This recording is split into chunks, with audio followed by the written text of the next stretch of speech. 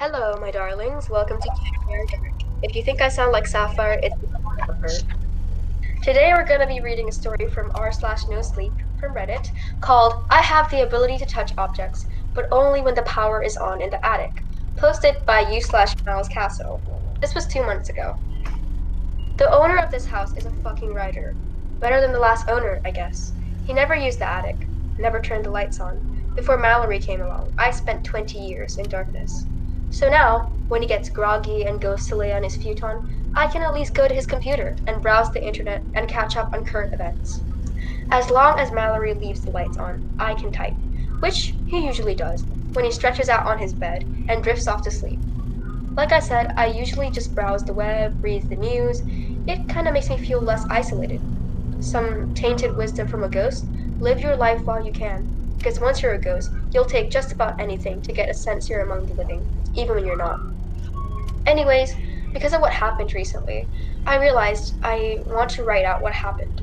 Since I've literally been in the dark for the last 20 years, putting aside the last few months, nothing new has happened until Mallory moved in. While it's mostly been great to have some ability to interact with the outside world, there have been a few instances of absolute terror. The first time it happened was especially frightening because I wasn't expecting it. Mallory went to bed, he usually does, like 12:30 in the afternoon or so. He eats a plate of some sludge I can't quite figure out, and then about 10 minutes later, he complains about being sleepy. On that particular day, he had been muttering about something, migraines or such, feeling off.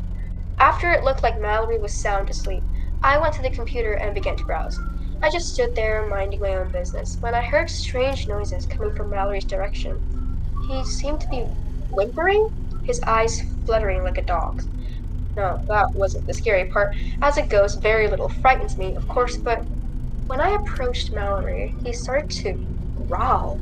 Then he sat up and looked at me with horribly bloodshot eyes. He stood up and wobbled down the attic stairs like a drunkard.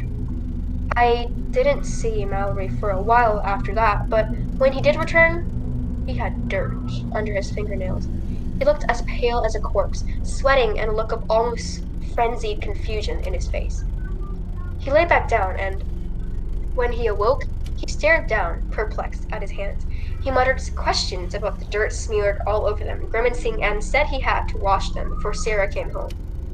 Oh, God, I just hope Olivia doesn't see me like this, my own daughter, thinking I'm fucking crazy. When the same thing happened to him a few days later, the twitching and growling was even more intense and frightening. He sat up with dog-like, bloodshot eyes without an ounce of humanity in them. He lunged at me, even though he couldn't see me before. Once he stood back up, he seemed to be sniffing the air, then eventually lumbered down the stairs again. Same as before, upon his return, more dirt under the nails, collapsing on the bed, and not remembering a thing upon waking. I didn't know what to think until Olivia showed up in the attic one night after the rest of the family went to bed. She drew a large white circle with a thick piece of chalk and sat cross-legged in the middle. Are you there, Leo? Olivia asked. I should have never read from that book. I grabbed onto one of the thick pillars holding the cathedral-like ceiling and stared at the girl. I know you bark outside my window every night. What do you want? Did your owner abandon you? This made me unbelievably angry. Leo was the name of my dog. I did not abandon him. I had died of something beyond my control, and I had to watch him starve to death from the other side of the grave. I'm so sorry, Leo, I whispered. What was that? Olivia said. Turning around and facing my direction, I turned invisible then, but she still squinted into the darkness so she could see me? She finally turned back to facing the large window. You've been digging in the backyard again, haven't you? Making Daddy do it. I mean, he doesn't think that I know, but I've been dreaming about Daddy digging in the backyard. But he won't find it. Leave Daddy alone, please, Leo. Please? When Olivia finally left, I waited until the house seemed to settle and floated down to the backyard. I can go outside, only at night. And for the last great while, never felt the need to, until Olivia mentioned Leo. I stared out at the lawn the way I used to when I was alive. I didn't see anything at first, and then spotted a shift in the semi-darkness. Mallory was there, digging frantically at a spark near the garage. Pale as a dead man under the moonlight, he was growling. I will find the bone, Mallory said in a guttural, horrifying voice. He kept repeating, I will find the bone. Despite of being what I was, Mallory and Leo's spirit inside him terrified me more.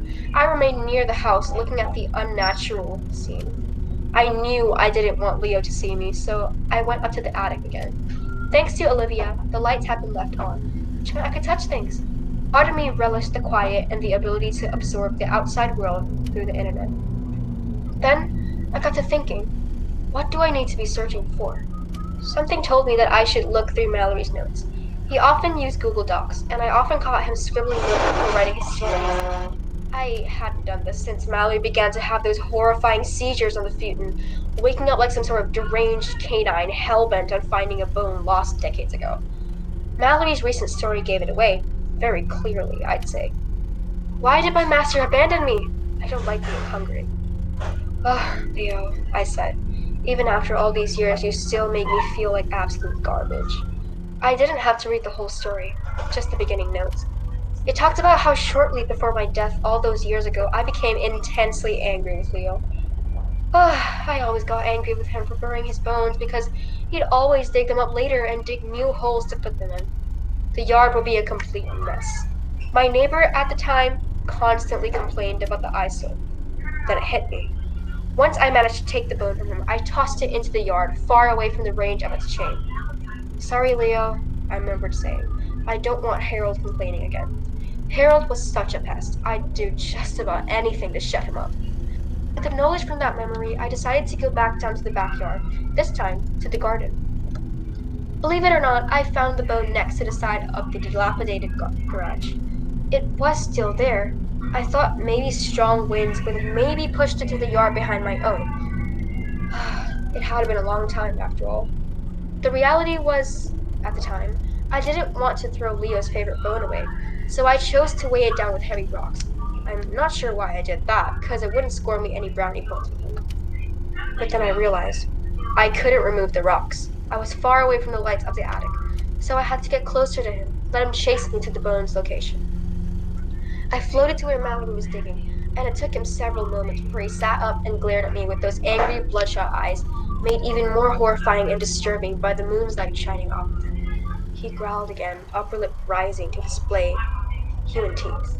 Even though I wasn't worried about Mallory sinking those teeth into me because out here beyond the lights of the attic he couldn't hurt me, I was still terrified.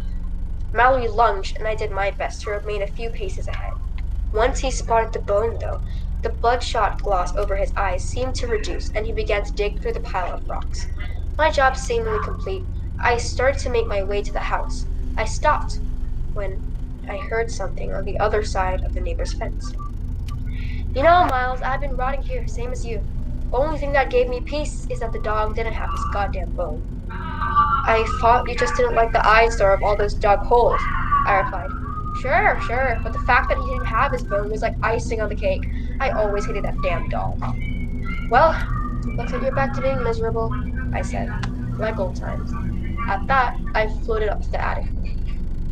Mallory seems to not remember much about what happened. He thought the Leo-inspired story he wrote came from some drunken stupor. That problem seemed to mostly resolve itself. Olivia comes up here sometimes, trying a chalk outside that she removes with her hand once she's finished. She'll ask Leo why he hasn't been barking. Anyway, I hope you will protect me from that scary spirit on the other side of the fence. I've been having bad dreams about him. I shuddered. Thank you for listening to Campfire Dark. Next episode will be soon. Enjoy. That was pretty gripping. Yeah. Really interesting. It was really good. Yes. Yeah. Okay. Amazing. We'll be looking forward to the next episode.